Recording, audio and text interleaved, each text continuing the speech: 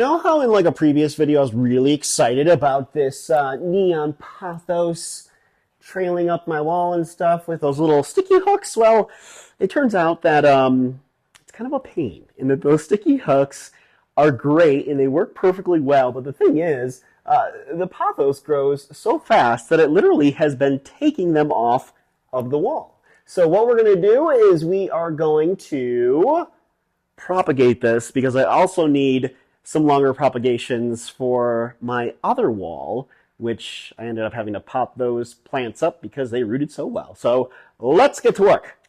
And work begins with this pair of clippers or shears.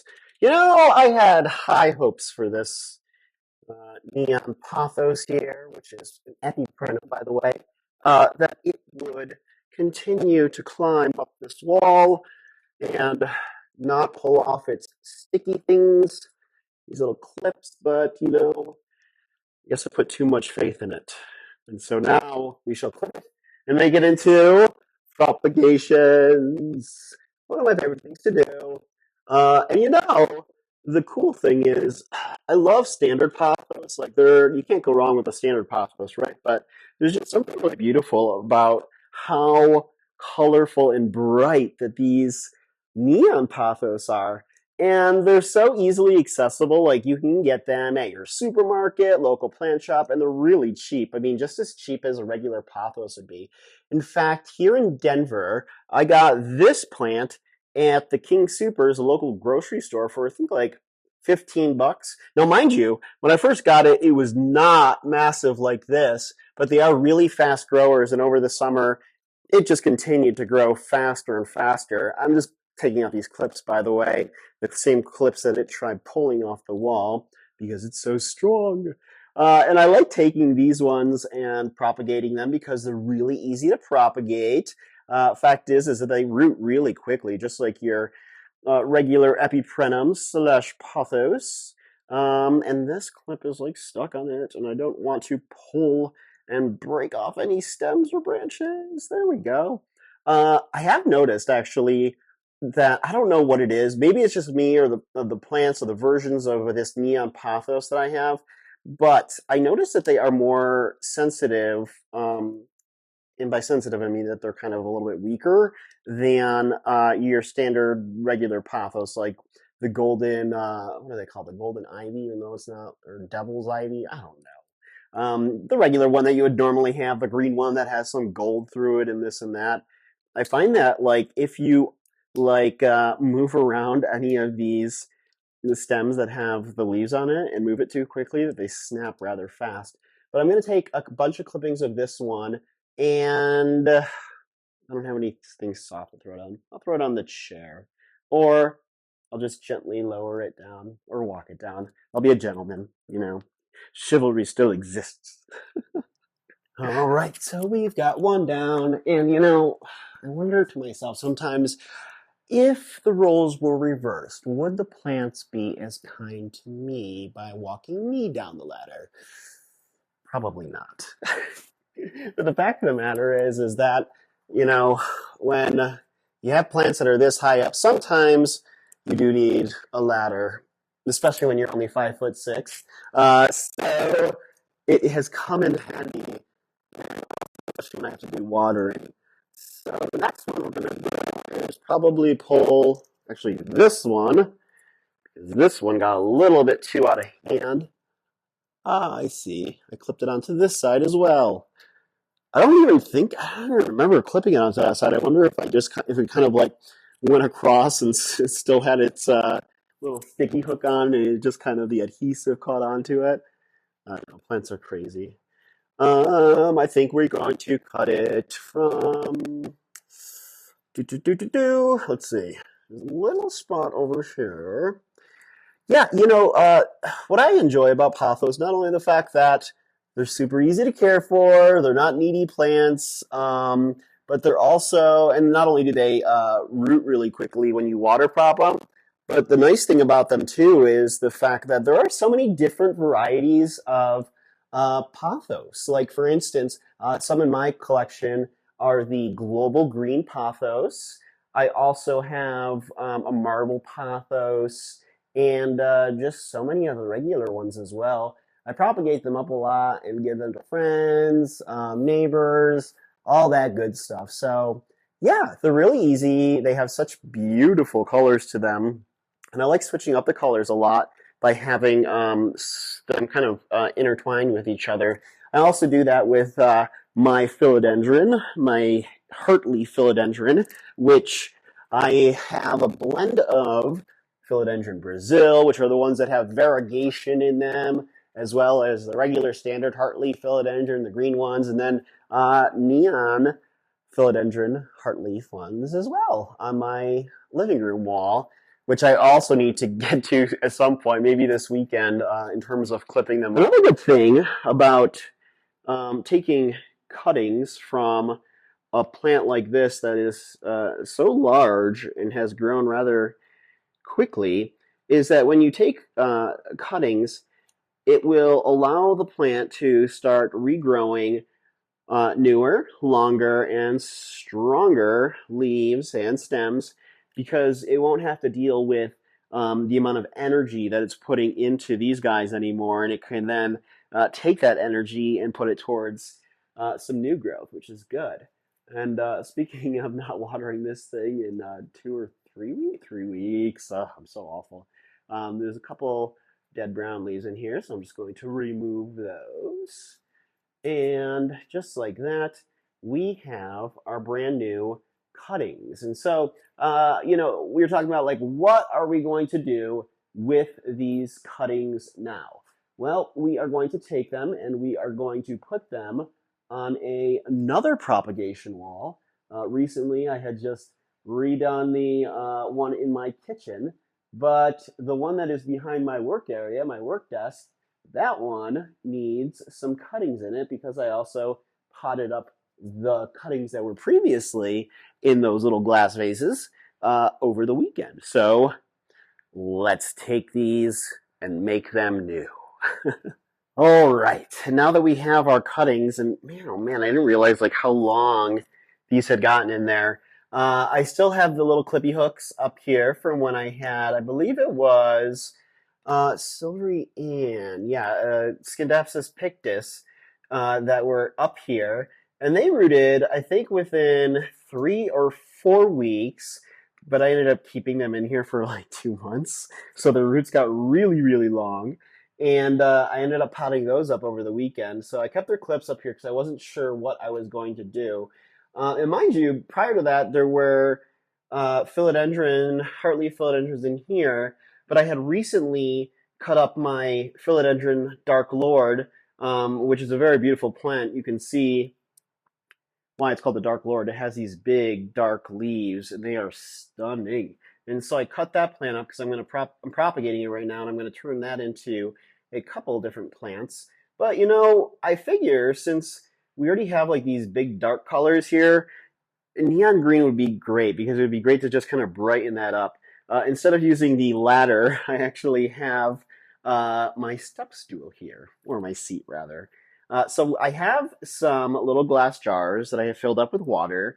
I always like to use filtered water, even when I'm watering my plants, just because I babied them. And so what we're going to do is we are going to take where I put and cut off some of the leaves where you can see some of those nodes and put them in here.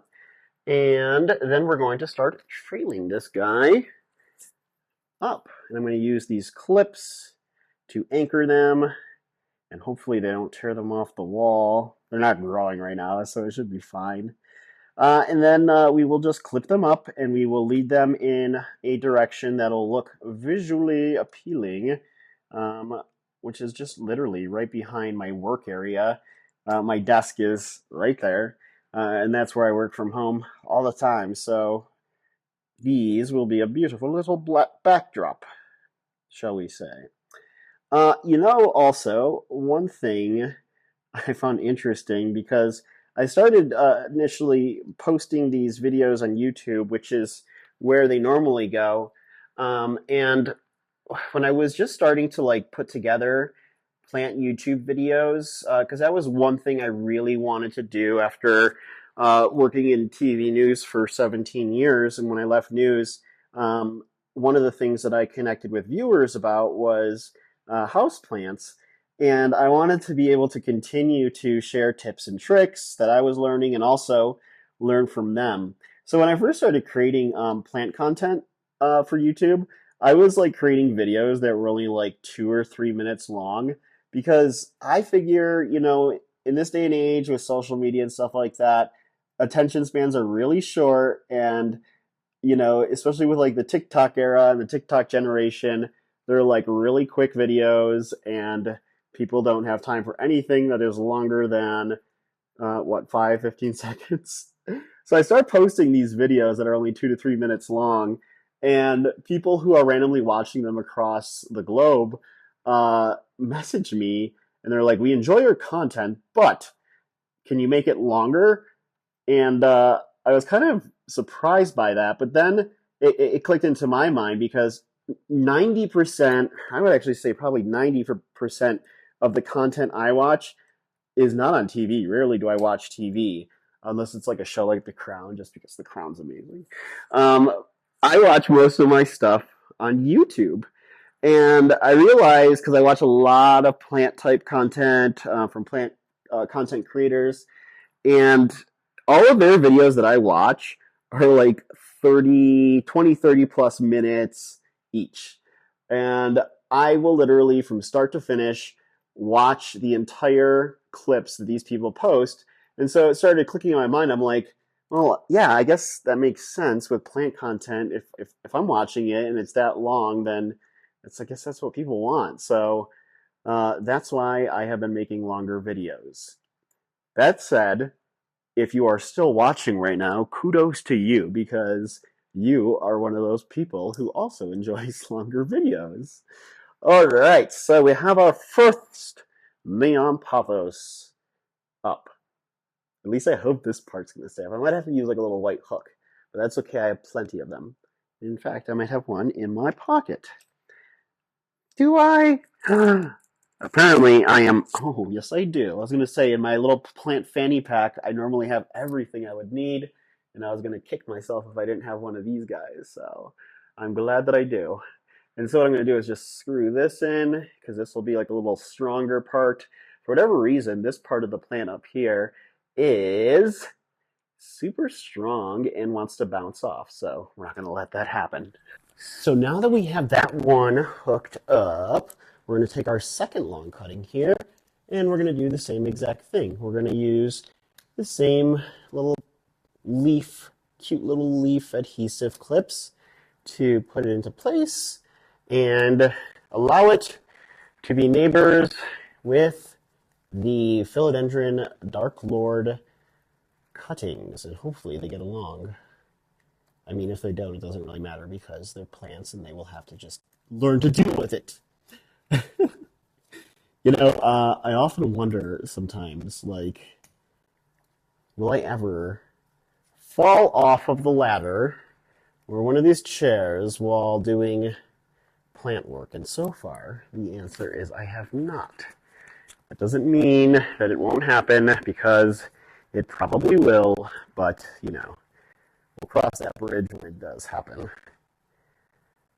Okay, so we are now going to put this guy through here, and then that's a little loop-de-loop part of it right there, and this one will go through here. And just like that, we have our, he doesn't have any purpose anymore. And just like that, we have our new cuttings that are all situated up here, looking rather lovely. But I feel like, there's still some room over here for some other cuttings, and so we're going to cross that bridge too. So what I believe our next best course of action would be is to take one of these little vessels, these propagation vessels here, and use that to kind of string around here. So what I think we're going to do is we're going to remove these two little leaves, and I just put them in there the other day, so I'm not going to worry about changing out the water. I believe we put them in there last night, and so we'll have that guy go through there, and we will loop it. Actually, what I'll probably need to do is string this guy through here first. This is like a very anxiety-driven, and you need to take a lot of caution so you don't snap any of these leaves, because like I said, they're very fragile for whatever reason. And I don't know if it's just me, or if when they do make that like snapping noise, if the actual leaf is snapping, or if it's just being dramatic, which would be very similar to how I am. You just, you don't know. So, let's see, we're going to loop that through here, like so. I'll tell you what, when I had the philodendron that I was roping through here, they were much easier than this neon pothos. They were also a little bit smaller too. So, there we go. Okay, now we can start the process of clipping. And I'm not sure these leaves are hitting out there. It's interesting too, because I wouldn't expect that the plants that I have propagating over here, the cuttings, would actually root and do really well, because there's really not a whole lot of light coming in here. I mean, I have only west-facing windows like I was telling you, and they're all the way over there. And sure, light does bleed in over here, but it's not like it's anything crazy. But for whatever reason, I mean, they must be happy or getting enough of it, because they root, and not only do they root, but the leaves are able to photosynthesize while they're inside this area, and they don't seem to have a problem. So, hey, if it works for them, I will take it. And let's see. Probably have to get rid of some of these guys here. We'll go with this one. Like that, and I like the idea of it going around this way. Yeah, cool. And just like that, we will be officially clipped, and we are ready to rock, I think. Yeah, there we go. And what I'll do is I'll just remove these ones, because now they're just kind of useless. And I'm sure the plants are thinking I'm pretty useless too, even though they need me to get their water. And just like that, we have ourselves a brand new hallway behind my desk, work from home office, propagation wall. And I actually really like the way that the green neon pothos make the dark lord philodendron really pop. I think it looks cool. I like the contrasting look there. Thanks so much for joining. And if you want to learn more about propagations, I've posted so many videos on my page here, Plants with Kevin, and check them out, because there are so many different kind of cool, unique designs that you can do. And I hope that this will give you some inspiration. Thanks so much for watching. And if you haven't already, please subscribe to my YouTube channel and hit the like button. It really helps out a lot. I'll see you guys in the next video.